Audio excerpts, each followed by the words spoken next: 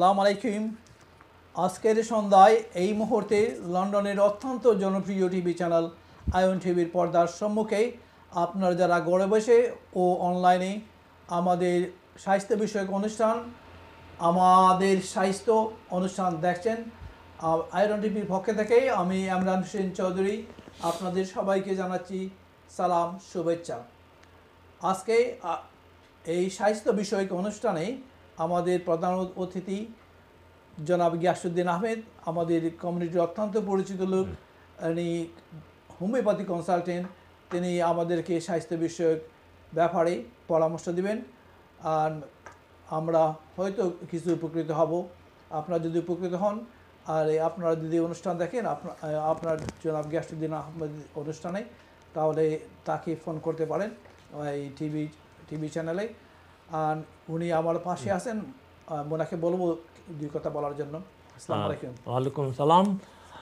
দর্শক শ্রোতা যারা শুনছেন, আমাদের স্বাস্থ্যবিধি সম্বন্ধে আমরা কথা বলে থাকি এই অনুষ্ঠানে সপ্তাহে সোমবারে 7টা থেকে 8টার মধ্যে। আপনাদের যে কোনো সমস্যা যদি থাকে আমাদের প্রশ্ন করতে পারবেন, উত্তর দেওয়ার চেষ্টা করব। দূরে এবং কাছে, দেশে এবং বিদেশে যারা দেখছেন সবাইকে অনেক অনেক শুভেচ্ছা। সবাই ভালো থাকুন, সুস্থ থাকুন, এটি আমাদের কামনা। আপনাদের সুস্বাস্থ্য এবং দীর্ঘই আমরা কামনা করি। আপনাদের স্বাস্থ্য বিষয়ে যে কোনো পরামর্শ দেওয়ার চেষ্টা করব এই অনুষ্ঠানের মাধ্যমে। আপনাদেরকে অনেক অনেক শুভেচ্ছা। ভিউয়ার্স, আমরা জানি আমাদের সমাজে অনেক লোক স্ট্রোকে আক্রান্ত হয়ে হয়তো তাদের পার্টলি অর্গানস আপনার নষ্ট হচ্ছে বা ফাংশন করতেছে না। আমি আমাদের কনসালটেন্টের কাছ থেকে জানবো হোমিওপ্যাথি কি কোনো ঔষধ আছে যেভাবে ইউজ করলে আমাদের অর্গানে কিছু ফাংশন হতে পারে, যাতে স্ট্রোক না হয়। স্ট্রোকের কিছু আগে কিছু সম্ভাবনা কি, এটা আমাদেরকে বলেন, তাহলে হয়তো আমরা কিছু উপকৃত হব। ধন্যবাদ। স্ট্রোকের অনেকগুলো কারণ থাকতে পারে, বিশেষ করে ব্লাড প্রেশার যদি নিয়ন্ত্রণের বাইরে যায় তাহলে অনেক সময় স্ট্রোক হইতে পারে।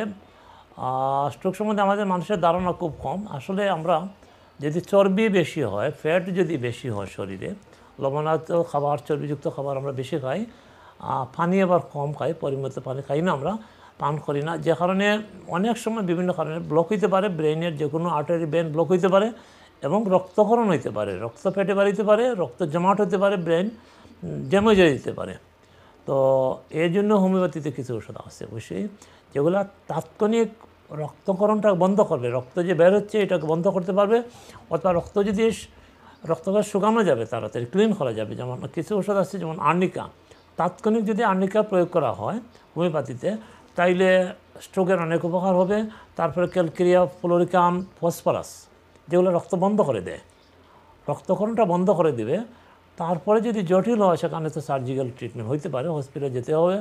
বিলম্ব না করে, তাড়াতাড়ি দেরি না করে হসপিটালে যাওয়া উচিত। নতুবা প্যারালাইজ হইতে পারে, বিকলাঙ্গ হইতে পারেন, ডান সাইড বাম দিক যে কোনো একদিক। তো এইগুলো সিমটম দেখলেই তাড়াতাড়ি হসপিটালাইজেশন হয়, অ্যাম্বুলেন্স কল করবেন এবং যাবেন। তো হোমিওপ্যাথি কিছু ওষুধ আছে যেগুলো যদি নিয়মিত সেবন করেন, মাঝে মধ্যে সেবন করেন বা হাতের দ্বারে কাছে রাখেন, আমার মনে হয় এটা ভালো হয়। তো ব্লাড প্রেশারকে নিয়ন্ত্রণ রাখতে হবে। আর ব্লাড প্রেশার রোগের জন্য লবণাক্ত খাবার, চর্বিযুক্ত খাবার এগুলো কম খাবেন, মশলাযুক্ত খাবার কম খাবেন। সুনিদ্রা একটা ইম্পর্টেন্ট জিনিস। ঘুম খুব ইম্পর্টেন্ট জিনিস। ঘুমাবেন, পরিমিত ঘুমাবেন। সঠিক 6 থেকে 8 ঘন্টা মানুষ ঘুমানো উচিত। নতুবা এইসব উপসর্গ সৃষ্টি হতে পারে, মারাত্মক জীবনের ঝুঁকি। বিশেষ করে যারা দম পান করেন, বেশি করে দম পানি পায় যারা, তাদের কিন্তু স্ট্রোক হওয়ার সম্ভাবনা বেশি থাকে। তো স্ট্রোক সম্বন্ধে আমাদের অনেকের ধারণা আগে ছিল না, এখন অনলাইন টেলিভিশন বা বিভিন্ন ইউটিউবের কারণে মানুষ অনেক সচেতন হচ্ছেন। আগে তো স্ট্রোক জিনিসটি অনেকে বুঝতেন না বা কী কারণ বা কীভাবে হতে পারে। এখন স্বাস্থ্য সচেতনের জন্য বিভিন্ন প্রোগ্রাম আছে, সেই সব প্রোগ্রাম মানুষকে সচেতন করছেন। তো আমার মনে হয় কিছু কিছু হোমিওপ্যাথি ঔষধ, যেমন আমি নাম বললাম আবার, আর্নিকা, ক্যালকেরিয়া, ফ্লোরিকাম বা ফসফরাস, এই 3টে ওষুধ হাতের দ্বারা কাছে রাখতে পারেন যে কোনো সময় বিপদের জন্য। যদি বডির কোনো জায়গায় কাটে যায়, ছিঁড়ে যায়, রক্তক্ষরণ হয়, অথবা ব্রেইনের যদি আর্টারি ভেন ছিঁড়ে যায়, সেখানে রক্তক্ষরণ বন্ধের জন্য বা রক্ত যদি জমাট হয় সেটা শুকিয়ে ফেলতে পারে তাড়াতাড়ি, সেটা আর্নিকা 30, ক্যালকুলাপুলরিকাম 12x অথবা ফসফরাস 30 বা 200 রাখতে পারেন। এটা 3টে ওষুধই ভালো কাজ করে এবং কাজ করবে। তো আসলে স্বাস্থ্যবিধি ইম্পর্টেন্ট, স্বাস্থ্য সচেতনা ইম্পর্টেন্ট। কী কী কারণে স্ট্রোক হতে পারে, যেমন আমাদের বডিতে যদি বেশি চর্বির ফ্যাট থাকে সেটা যে কোনো আর্টারি ব্রেনে ব্লক হতে পারে। হার্টে যদি হয় তাহলে হার্ট অ্যাটাক হয়, আর যদি ব্রেনে হয় তো ব্রেন স্ট্রোক হয়। এটা কমন কথা, দুইটি বিপজ্জনক এবং স্ট্রোক বেশি বিপজ্জনক, কারণ এটা অনেক সময় চিকিৎসকের নিয়ন্ত্রণের বাইরে থাকে। ব্রেইনের ব্যাপার, ব্রেইনে অপারেশন করা অনেক জটিল। অনেক সময় ছিদ্র করে হোল করে রক্তগুলো বাইর করা হয় বা জমাট রক্ত সরে দেওয়া হয়, কিন্তু হোমিওপ্যাথি যে ওষুধগুলো আছে খুবই কার্যকর। আমার মনে হয় স্ট্রোক যাতে না হয় সেই ব্যাপারে সাবধান থাকা উচিত। বেশি করে ভেজিটেবল খাবেন, শাকসবজি খাবেন, পান করবেন, এবং সিগারেট, ধূমপান যেগুলো আমাদের অভ্যাস আছে এগুলো বর্জন করে দেওয়া ভালো। দোয়া খুবই ক্ষতিকর। আবার অনেক সময় রান্নাঘরের ধোঁয়া, তারপরে ঘরের যদি পরিবেশে ধোঁয়া বেশি থাকে এটাও ক্ষতিকর। মানে এই কালো ধোঁয়া থেকে আমরা দূরে থাকতে হবে। আগের দিনে গাড়িতে বেশি কালো ধোঁয়া থাকতো, এখন এগুলো নিয়ন্ত্রণ হয়েছে অনেকগুলোই স্বাস্থ্য সচেতনার কারণে। স্বাস্থ্যবিধির মেনে চলা হচ্ছে এখন আগের চেয়ে অনেক নিয়ন্ত্রণের দিকে আসা হচ্ছে। সারা পৃথিবীতে একটা সমস্যা মারাত্মক, ধূমপান, গাড়ির ধোঁয়া বা ধূমপান আমরা যারা করি। যাই হোক, স্ট্রোক না হওয়ার জন্যই চেষ্টা করতে হবে। ধন্যবাদ। থ্যাংক ইউ ডাক্তার সাহেব আপনার মূল্যবান বক্তব্যের জন্য। আমি দেখলাম আমার এই কলিগ যখন 30 ইয়ার্স ছিল, আজ থেকে অনেক বছর আগে, হয়তো 25-30 বছর আগে, তার বয়স 27 to 30 ভিতরে হবে, তার যে ব্রেন হামারেজ হয়ে গেছিলো। কিন্তু আপনি বলছেন তার যদি স্বাস্থ্য একটু বেশি থাকে আর যদি চর্বি বেশি থাকে এটা হতে পারে, কিন্তু ব্রেইনে কীভাবে হামারেজ হলো। আর আমি আরেকজন আমার এই ক্লোজ মানুষ জানতাম, উনি কোনো চর্বি ছিল না, উনি স্কিনি, কিন্তু তার এক সাইড প্যারালাইজ হয়ে আপনার কিছু করতে পারে না, অন্য সাইডে ফাংশন করে। তো কাজেই দুই রকমের, আপনি বলছেন চর্বি হোক বেশি, আরেকটা বলছেন যে এটা কোন এইজের লোক? যে কোনো এইজে হতে পারে, বয়স্কদের জন্য বেশি ঝুঁকি যে কোনো এইজে হতে পারে। হোমিওপ্যাথিতে যেটা বলা হয় তাকে, যেমন বাত জাতীয় সমস্যা, সাইকোসিস, বাত শরীরে, সবার শরীরে বাত আছে, অনেক সময় বাতের আক্রান্ত হতে পারে হার্ট, অথবা ব্রেইনও আক্রান্ত হতে পারে, শ্লেষা জাতীয় জিনিস, সেটা ব্লক করে দিতে পারে। হার্ট ব্লক করতে পারে অথবা আপনার ব্রেইনে ব্লক করতে পারে। এটাও একটা মারাত্মকতা। বাত জাতীয় জিনিস, বাত যেটা আর্থ্রাইটিস, যেটা রক্তের মধ্যে বাতের প্রকোপ বেশি আছে, চর্বি হতে পারে, কোলেস্ট্রল হতে পারে, অথবা বাতের যে প্রবণতা যেটা বেশি সেটাও নিয়ন্ত্রণে আনতে হবে যাতে বাত শরীরে না হয়। কী বাত হতে পারে? অম্লবাত, অ্যাসিডিটি বেশি হয়। আমরা যেটা আমবাত বলি, এটা কিন্তু অম্লবাত, অ্যাসিডিটি বাত, অর্থাৎ প্রচুর অ্যাসিড জমা হয়। যেহেতু আমাদের হজম শক্তি যখন দুর্বল হয়, খাবারের পরে যখন আমাদের পিত্ত অথবা লিভার ফাংশন দুর্বল থাকে তখন অ্যাসিডিটি হয়। আবার ঘুম যদি কম হয় অ্যাসিডিটি হয়, ভাজা পোড়া বেশি খাইলে অ্যাসিডিটি হয়, বেশি পরিমাণ খাদ্য হলে অ্যাসিডিটি হতে পারে, ফ্রাই জিনিসগুলো বেশি খালে অ্যাসিডিটি হতে পারে। সুতরাং অ্যাসিডিটি হতে হতে একসময় অ্যাসিড বাত হয়ে যায়, যেটাকে বলা হয় অম্লবাত। আমরা সহজভাবে সবাই বলে তখন আমবাত। বিষয়টা আমবাত নয়, অম্লবাত, অ্যাসিডিটি, বা অনেক সময় মিউকাস যায়, যেটা আমরা অম্ল বলি। তো আমবাত বা অম্লবাত, বিভিন্ন ধরনের বাত আছে শরীরে। এটা আমাদের একটা শত্রু, এবং এই বাতকে নিয়ন্ত্রণ রাখতে হবে। Arthritis, rheumatism, sciatica, joint pain, নানা ধরনের বাত বলা হয় তাকে। তো হোমিওপ্যাথিতে অনেক ওষুধ আছে যেগুলো বাতের জন্য খুব ভালো কাজ করে। বাতকে নিয়ন্ত্রণ রাখতে হবে, অর্থাৎ আমাদের সায়াটিকা বা আর্থ্রাইটিসকে নিয়ন্ত্রণ রাখতে হবে। ধন্যবাদ। Thank you doctor. আমি এই আর্থ্রাইটিস ব্যাপারে আলাপ করতে চেয়েছিলাম। আমাদের অনেক এই চাচা বা এই আমাদের যারা বয়োজ্যেষ্ঠ, তারা সব সময় উইন্টারে চলে যান বাংলাদেশে। এই যেমন তারা হাঁটতে একটু সুবিধা হয়, আর উইন্টারে এখানে তারা অখোজি অবস্থায় তারা বসে থাকেন এই সোফা সেটে, কোজি সোফাতে বসে, যার ফলে তাদের আরও আক্রান্ত হয়, তাদের শরীর মুভমেন্ট হচ্ছে না। তো এই কাজেই এই আর্থ্রাইটিসের শুধু কি এই গরমেই এই বা এক্সারসাইজ করলেই কি এই মোটামুটি সুস্থ হওয়া যায়, না অন্য কিছু আছে কোনো ওষুধ? না, ধন্যবাদ। আর্থ্রাইটিস যে শীতপ্রধান দেশে হয় এমন না, গরম দেশে তো হয়। আর্থ্রাইটিস গরম দেশে হতে পারে, প্যারালাইসিস গরম দেশে হতে পারে, আর্থ্রাইটিস গরম দেশে হতে পারে। তবে শীতপ্রধান দেশে আমরা যে খাবারগুলো খেয়ে থাকি এগুলো জমাট বেঁধে যায়, চর্বি জমাট বাঁধে। হজম শক্তি যদি ভালো না হয় তো আমাদের বেশি করে গরম দেশটি ভালো, শরীর গামিয়ে শরীর থেকে অনেকগুলো জিনিস বাইরে আসে, এগুলো গরম দেশটা এই কারণেই ভালো। আর বিশেষ করে শীতপ্রধান দেশ মানুষগুলো গরম দেশে যায় হলিডে পিরিয়ডে, বিভিন্ন দেশে যায়, তারা বিভিন্ন দেশে হলিডে কাটায় এবং কোনো সময় সিসাইডে শুধু এই কারণে যাওয়া হয়। অনেক সময় ভাইটামিন ডি শর্ট হইতে পারে, আমরা যদি ভাইটামিন ডি শর্ট হয় হাড্ডিও নরম হতে পারে, নানাদের উপসর্গ হইতে পারে। এই জন্য গরম দরকার, রৌদ্র দরকার, সানলাইট দরকার, ভাইটামিন ডি দরকার। ভাইটামিন ডি যদি পর্যাপ্ত হয় তাহলে অনেক সময় আর্থ্রাইটিসগুলো নিয়ন্ত্রণ থাকবে। আবার গরম দেশে আর্থ্রাইটিস আছে, আমাদের দেশে কি বাত নাই, বাতের ওষুধ অনেকেই খায়। তো ড্যাম ওয়েদার যে দেশে এখানে বাত বেশি হয়, বিশেষ করে এই দেশে বাত বেশি হওয়ার সম্ভাবনা বেশি। এ কারণে আমাদের কমিটির লোকজন দৌড়ায় না, অন্যান্য তারা কমিটির লোকজন শ্বেতাঙ্গ কৃষ্ণাঙ্গ তারা দেখছেন প্রচুর দৌড়ায় স্বাস্থ্যের জন্য, স্বাস্থ্য সচেতন হিসাবে তারা রাস্তাঘাটে সব জায়গায় ব্যায়ামে রাস্তায় সবখানে দৌড়াতে থাকেন। আমাদের কমিটির লোকজন এই ব্যাপারে অবহেলা করেন, পরে খালি ওষুধের নির্ভরশীল, ওষুধ খেতে থাকেন এবং ঔষধে একটা সমস্যা হয়ে যায়। পরে ওষুধের বক্স, আমার কাছে 2 ঘন্টা আগে একজন আইছিলেন, আমার বন্ধু মানুষ রোগী, কিন্তু অনেকগুলো ঔষধ নিয়ে আইছেন। আমি বললাম খাইতে হবে, আপনি কী করবেন, আপনার তো এইগুলা সিস্টেমে ঢুকে গেছে, এখন খেতে হবে, বাদ দিবেন না, আস্তে আস্তে বাদ দিতে পারবেন হয়তো, কিন্তু এখন আপনি বাদ দিতে পারবেন না। উনি কয় অনেকগুলো ওষুধ খাইতে হয়, তো এইগুলো ওষুধ নির্ভরশীল হয়ে গেছি আমরা। তো আমার মনে হয় আমরা যদি নিয়মিত ব্যায়াম করি, সুষম খাবার খাই এবং পরিমিত খাবার, অর্থাৎ কম খাবার, যেটা বেশিও না কমও না, পরিমিত কম সংখ্যক খাবার, তাইলে আমরা এই ঝুঁকিপূর্ণ স্বাস্থ্য ঝুঁকিপূর্ণ অবস্থা থেকে আমরা নিরাপদ দূরত্বে থাকতে পারবো। ধন্যবাদ। থ্যাংক ইউ ডাক্তার সাহেব। আমি আরেকটা বিষয়ে কিছু জানতে চাই। আমাদের এই মেজর ডিজিজের মধ্যে হার্ট ডিজিজ বাংলাদেশের খুব বেশি, এবং হার্ট ডিজিজের কারণ কি এবং কিভাবে এইটা থেকে কিছু নিরাময় হওয়া যায়, এই ওষুধ ছাড়া বা ওষুধ দিয়ে কিভাবে এটা সম্ভব? ধন্যবাদ।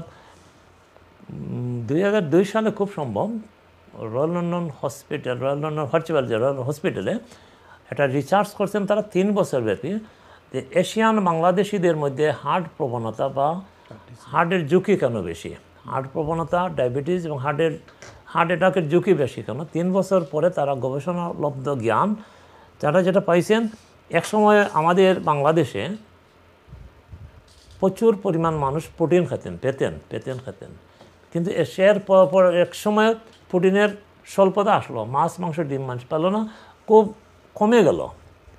আবার লন্ডন আসার পরে সবাই প্রচুর পরিমাণে মাছ মাংস ডিম খাওয়া শুরু করছেন, তখন এই প্রোটিনের আধিক্য হয়ে গেছে, যেটা কম ছিল হঠাৎ বডি অ্যাবজর্ব করতে পারে, সহ্য করতে পারে নাই, যে কারণে হার্ট অ্যাটাকে পড়তে পারে। এটা তাদের রিসার্চ গবেষণা হলো, যেটা মানুষ জানে না, যেটা অজানা সেটাই তো গবেষণা, সেইটাই হলো পিএইচডি, সেইটাই হলো গিয়া আপনার কী বলে গবেষণালব্ধ বা আবিষ্কার করা। তো আমরা তো সাধারণত জানি চর্বি খাইলে বা ফ্যাট খাইলে ইত্যাদি কারণে, কিন্তু না, তারা কইছে আমাদের প্রোটিন শর্টেজ ছিল, হঠাৎ প্রোটিন বেশি হয়ে গেল, তখন প্রোটিন বডি অ্যাবজর্ব সহ্য করতে পারে নাই, তো হার্ট অ্যাটাক পড়তে পারছে, কিন্তু নেক্সট জেনারেশন হবে না, হয়তো কমে যাবে। তারা যদি স্বাস্থ্য সচেতন মেনে চলেন, ফাস্ট ফুড অ্যাভয়েড করেন, জাঙ্ক ফুড কমাই দেন, বিশেষ করে ড্রিঙ্ক, নানা ধরনের কেমিক্যাল জাতীয় ড্রিঙ্ক এগুলো বর্জন করতে হবে। আমি তো আসার সময় দেখলাম বাসে স্কুলগামী শিশুরা অনেকগুলো ড্রিঙ্ক খাচ্ছে, গরমের জন্য ড্রিঙ্ক খাচ্ছে, তো আমি কিছু বলি নাই, শুধু দেখলাম তাদের সবার হাতে একটা ড্রিঙ্ক আছে, সেখানে পান করলে ভালো হইতো। তো আমি যদি গাড়িতে বলতাম তো একজন বলবো, কজনকে বলবো আমি, সেদিন ওটা রিয়াক্ট করে, তো আমি আর কিছু বলি নাই। আমি দেখছি সবার হাতে একটা করে ড্রিঙ্ক আছে, কোকাকোলা আছে, কারো হাতে ফান্টা, কারো হাতে পেপসি ইত্যাদিতে নানা ধরনের আছে। যাই হোক, সবাই এটা খায়, সেও খাবেই। তো এগুলো একজন সচেতন গার্জিয়ান হিসাবে আমার মনে হয় মা বাবা যদি বলেন, বাবা তুমি এগুলো হয় না পানি পান করো, পানি ভালো, আমার মনে হয় ভালো হবে। আর একটু একটু ড্রিঙ্ক না হলে এটা তো বেশি বেশি বড় বড় ক্যান সাথে দেখছি আমি, গরমের জন্য ওইটা হইতে পারে, বা ঠান্ডার সময় তো অনেকে এইসব ড্রিঙ্ক পান করে শিশুরা, স্কুলগামী ছেলেরা মেয়েরা। এগুলা বর্জন করতে হবে, যেহেতু এগুলো কেমিক্যাল মিশ্রিত, সুগার আছে, প্রচুর সুগার এবং প্রচুর কেমিক্যালের, যেহেতু এটা প্রিজারভেশন করতে গিয়ে প্রিজারভেশন করার জন্য যেসব ইনগ্রিডিয়েন্ট দিতে হয় এগুলো দিতে হবে। এটা ব্যবসায়িক কারণ হোক বা প্রিজারভেশন কারণ হোক, এটা দিচ্ছে। তো আমার মনে হয় এগুলা একজন সচেতন মাতাপিতা হিসাবে আপনার সন্তানেরকে রক্ষা করার দায়িত্ব আপনার। আপনি বুঝাবেন যাতে এগুলা সে গ্রহণ না করে, কিন্তু অনেক কঠিন। তারপরে যতটুকু কমাই আনা যায় ততই ভালো। ধন্যবাদ। থ্যাংক ইউ ডাক্তার সাহেব। আমাদের এক সমাজে ওই আগে যখন আমরা দেশে ছিলাম, তখন সিলেটে ছিল একটা ওই প্রসিদ্ধ এবং খুব নামি একটা হসপিটাল, যক্কা হসপিটাল। তো এই টোবাকোলাইসিস এই এখন আগের মতো এই একটা মরণ ব্যাধি না, এখন স্টিল টোবাকোলাইসিস এখানে আমাদের অনেক লোকগুলো আক্রান্ত হচ্ছে। এটার ব্যাপারে আপনার পরামর্শ কি হবে? ধন্যবাদ। আগের দিনে বলা হতো যার হচ্ছে যক্কা তার নাই রক্ষা, অর্থাৎ যক্কা হওয়ার মানে নিশ্চিত মৃত্যু, এটাই ছিল নির্ধারিত। কিন্তু এখনকার দিনে মানুষ যক্কা সম্বন্ধে কারণ, প্রতিকার বা প্রতিষেধক কী মেডিসিন এগুলো এখন আবিষ্কার হয়েছে মানুষ, আর তারপরে ধূমপান থেকে মানুষ বেরিয়ে আসছে। আগের মতো যক্কা নয়, ওষুধ আছে, প্রতিষেধক আছে, টিকা ইঞ্জেকশন আছে, দেওয়া হয়। তারপরেও যক্কা মানুষের নিত্য সঙ্গী। এটা জেনেটিক হতে পারে, অর্জিত হতে পারে। যক্কা হচ্ছে ক্ষয় রোগ, আপনার বডিতে ক্ষয় হবেই, প্রতিনিয়ত ক্ষয় হচ্ছে, এটা আবার পুরনো হচ্ছে। তো যেহেতু এটা ব্যাকটেরিয়া ভাইরাসের বিষয় আছে জড়িত, আমার মনে হয় যক্কা আগের মতো হুমকে নয়। কিন্তু আপনি যদি ধূমপান বেশি করেন, সাদা জর্দা ইত্যাদি খান, তাহলে যক্কা হওয়ার সম্ভাবনাটা তো বেশি। এগুলো তো আপনি নিতে, এবং আপনার যে পরিবেশ যদি ক্লিন থাকে, ফ্রেশ এয়ার যদি করে ঢুকান, ফ্রেশ এয়ার এই দেশের জন্য অনেকের দরজা জানলা বন্ধ করে রাখেন, আসলে ঠিক না। কিছুক্ষণ পরপর ফ্রেশ বাতাস ভেতর থেকে বাইরে আদান প্রদান ইম্পর্টেন্ট। গরমের দিন তো ঠিক আছে, শীতের দিন হলেও কিছু কিছু বাইরের ফ্যান বাতাস অথবা ফ্যানের মাধ্যমে আনতে হবে, এগুলো খুব ইম্পর্টেন্ট। বা রান্নাঘরে বিশেষ করে কিছু বাতাসে আদান প্রদানের দরকার আছে, দোয়াগুলো বাইর করে দিতে হবে। এগুলা যদি লক্ষ্য না রাখেন তাইলে স্বাস্থ্যের বিপর্যয় হবে। দোয়ার জন্য টিবি হইতে পারে বা ফুসফুস আক্রান্ত হতে পারে, ফুসফুসে নানা ধরনের গোটা হইতে পারে, অ্যাবসেস হইতে পারে, যেগুলা ফুসফুসের কার্যকারিতা ধ্বংস করে দেয়, দুর্বল করে দেয়। তো এটা খুব মারাত্মক। এবং যেটা নিউমোনিয়ার প্রসঙ্গ আসতে পারে, হয়তো নিউমোনিয়া ঠিক একইভাবে এই ফুসফুসটাকে আক্রান্ত করে দেয়, গোটা হয়ে যায়, ফুসফুস ড্যামেজ হয়ে যায় অনেক সময়, এবং নিউমোনিয়ার জন্য মারা যায় অনেকেই। ধন্যবাদ। আপনি যে বলছেন তামাকের ব্যাপারে, ইদানিং নিউজ পেপারে দেখলাম গত কয়েকদিন আগে একটা এই লন্ডনের একটা বাড়াতে, তো এই রেস্টুরেন্টের নাম থামাক, এবং থামাককে এটা আনলাইসেন্স এবং সীসা ক্লাবে তারা সীসা, তাহলে এই যে এখনও কিছু লোক সীসাকে প্রমোট করছেন, থামাককে প্রমোট করছেন, তাহলে কি আমাদের স্বাস্থ্যের এটা ক্ষতি আছে? যার ফলে প্রবাবলি দ্যাট রেস্টুরেন্ট তার লাইসেন্স ছিল না, এবং তারা কোর্টে তুলছে, কোর্টে তোলার পরে একটা বিরাট ফাইন দিয়ে দিল। তো এই কাজেই আমরা যারা উদ্যোক্তা, যারা এই নতুন অ্যাডভেঞ্চার আপনার এন্টারপ্রেনার্স যারা ব্যবসা করতে চান, তাহলে এটা কি তারা স্বাস্থ্যর দিকটাও একটু খেয়াল করা দরকার কি না, এবং কি ইয়াং পিপলকে যাতে অন্যদিকে ডাইভার্ট করে তাদের যেমন সীসা আছে এবং বাইক দুইটাই কি আমাদের খুব খারাপ? অবশ্যই খারাপ। ধন্যবাদ। অবশ্যই খারাপ। ধূমপান নেশাগ্রস্ত জিনিসটাই তো খারাপ। অতিরিক্ত ধূমপান করা ছেলে মেয়েরা উঠতি বয়সে তার বন্ধু বান্ধবের পাল্লায় এটা এই অভ্যাসে পরিণত হয়, অথবা কিছু বয়স্ক যুবক ব্যবসায় ব্যর্থতা, ব্যক্তিগত জীবনে ব্যর্থতা, হতাশা থেকে বের হওয়ার জন্য, আরাম পাওয়ার জন্য, ভুলে যাওয়ার জন্য মানুষ নানা ধরনের ড্রাগস সেবন করে। ধূমপান সেবন করে, নানা ধরনের ড্রাগ সেবন করে, ধূমপান অথবা মদ জাতীয় জিনিস সেবন করে। এগুলো একটা অভ্যাসে পরিণত হয় এবং এটা স্বাস্থ্যের জন্য বেশি ক্ষতিকর। স্বাস্থ্যের জন্য ক্ষতিকর, পারিবারিক জীবনে, সামাজিক জীবনে, ব্যবসায়িক জীবনে, ধর্মীয় জীবনে, সব জীবনেই ক্ষতিকর। তো এই ক্ষতিকর প্রভাব থেকে আপনাকে নিজকে রক্ষা করতে হবে, আপনার সন্তান সন্ততি, আপনার ভাই বোন, তাদেরকে পরিবার পরিজন আপনজন থেকে রক্ষা করতে হবে এবং স্বাস্থ্য সচেতনতা খুবই ইম্পর্টেন্ট। একজন ধন্যবাদ। আসসালামু আলাইকুম। হ্যালো কলার।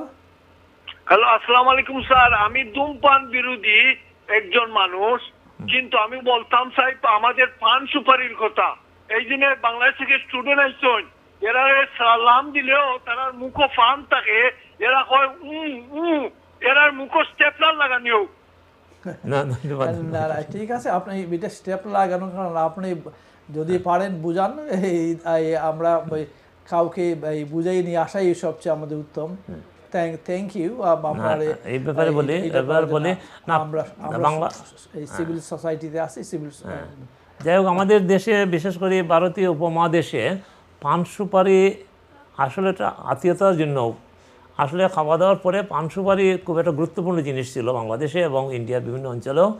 তো এটা একটা দীর্ঘদিনের অভ্যাস এবং এটা একটা খুব গুরুত্বপূর্ণ ছিল যে বৌদ্ধদের জন্য একটা পান সুপারি বা পানকে দান করা হইতো।